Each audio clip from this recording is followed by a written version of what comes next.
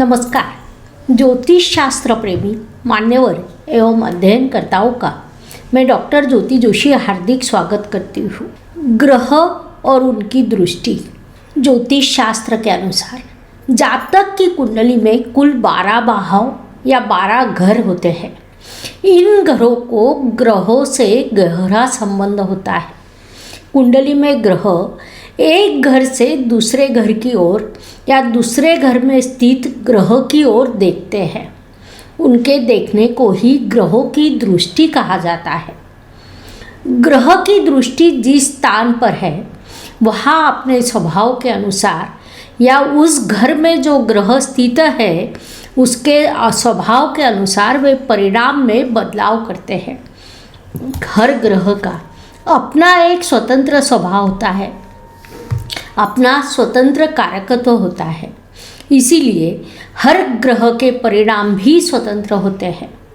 पूर्ण दृष्टि, अर्ध दृष्टि, टक्कर या शत्रुत्व, यह ग्रहों की दृष्टियों के 4 प्रमुख प्रकार माने जाते हैं।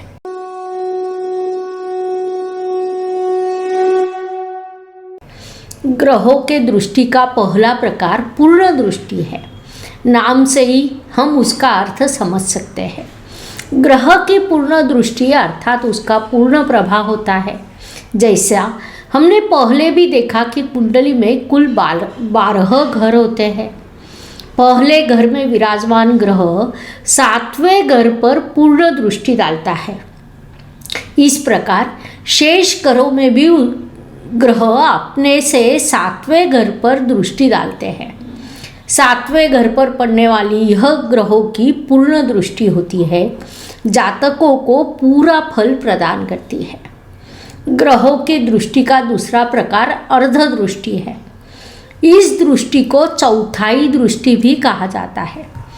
कुंडली के तीसरे घर में विराजमान ग्रह 11वें घर में स्थित ग्रह पर जब दृष्टि डालता है तो उसके दृष्टि को अर्ध दृष्टि कहा जाता है। जैसे कि 5वें घर में विराजमान ग्रह 9वें घर में विराजमान ग्रह पर जब दृष्टि डालते हैं तो इस दृष्टि से ग्रह अपने स्वभाव के अनुसार आधा ही परिणाम देते हैं और उसके अनुसार ही शुभ अशुभ परिणाम जातक को प्राप्त होते हैं। ग्रहों की दूसरी दृष्टि का तीसरा प्रकार टक्कर है। कुंडली के किसी भी घर में विराजमान ग्रह का अपने से 8वें घर में विराजमान ग्रह से टकराव होता है। संक्षेप में यह टकराव दृष्टि का होता है। ग्रहों की टक्कर होना अशुभ या हानिकारक माना जाता है। परिणाम स्वरूप इस दृष्टि से जातक को अशुभ परिणाम प्राप्त होते हैं। Please like, share and subscribe the channel और हाँ, बेल आइकॉन दबाना ना भूलें।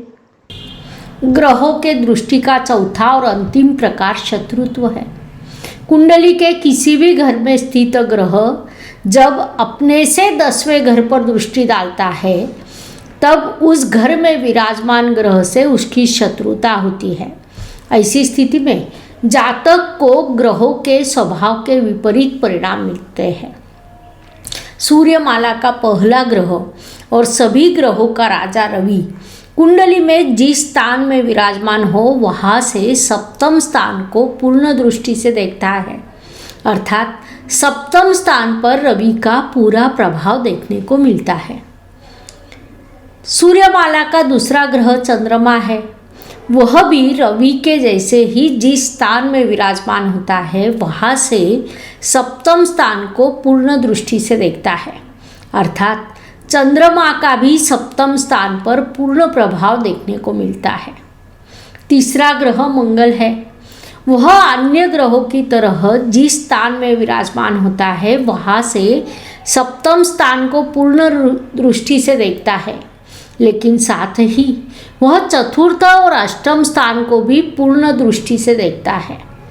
मंगल पाप ग्रह होने के कारण उसकी दृष्टि अशुभ मानी जाती है। अर्थात मंगल की दृष्टि से जातक को अशुभ परिणाम प्राप्त होते हैं। सूर्यमाला का चौथा ग्रह बुध है। वह भी जिस स्थान में विराजमान होता है वहाँ से सप्तम स्थान को पूर्ण दृष्टि से देखता है। अर्थात बुध ग्रह को भी अन्य ग्रहों की तरह सप्तम स्थान पर पूर्ण प्रभाव देखने को मिलता है। सूर्यमाला का 5वां ग्रह गुरु है। ज्योतिष के नियमों के अनुसार गुरु को सभी ग्रहों में सबसे अधिक शुभ ग्रह माना जाता है।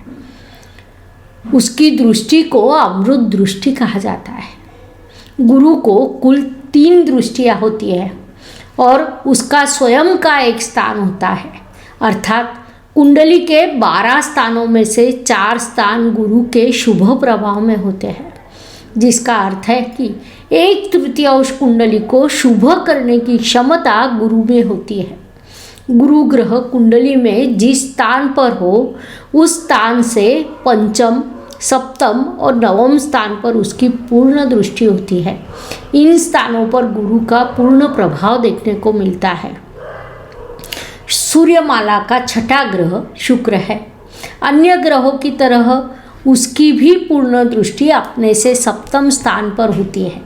अर्थात शुक्र का भी सप्तम स्थान पर पूर्ण प्रभाव देखने को मिलता है। सूर्यमाला का 7वां ग्रह शनि है। उसके पास भी गुरु की तरह कुल 3 दृष्टियाँ होती हैं। कुंडली में शनि जिस स्थान पर विराजमान हो वहाँ से वह तृतीय, सप्तम और दशम स्थान को पूर्ण दृष्टि से देखता है। मंगल के जैसे ही शनि भी पाप ग्रह माना जाता है, फलस्वरूप उसकी दृष्टि अशुभ मानी जाती है। संक्षेप में गुरु के विपरीत शनि की स्थिति या परिणाम होते हैं। सूर्यमाला के 8वां ग्रह राहु है। वह भी अन्य ग्रहों जैसे कुंडली में जिस स्थान में विराजमान हो वहाँ से पंचम, सप्तम और नवम स्थान को पूर्ण दृष्टि से देखता है। अर्थात राहु का भी पंचम, सप्तम और नवम स्थान पर पूर्ण प्रभाव देखने को मिलता है। ज्योतिष नियमों के अनुसार मंगल और शनि जैसे ही राहु केतु भी पाप ग्रह माने जाते हैं। परिणाम स्वरूप राहु की दृष्टि अशुभ मानी जाती है और उस दृष्टि से जातक को अशुभ फल प्राप्त होते हैं।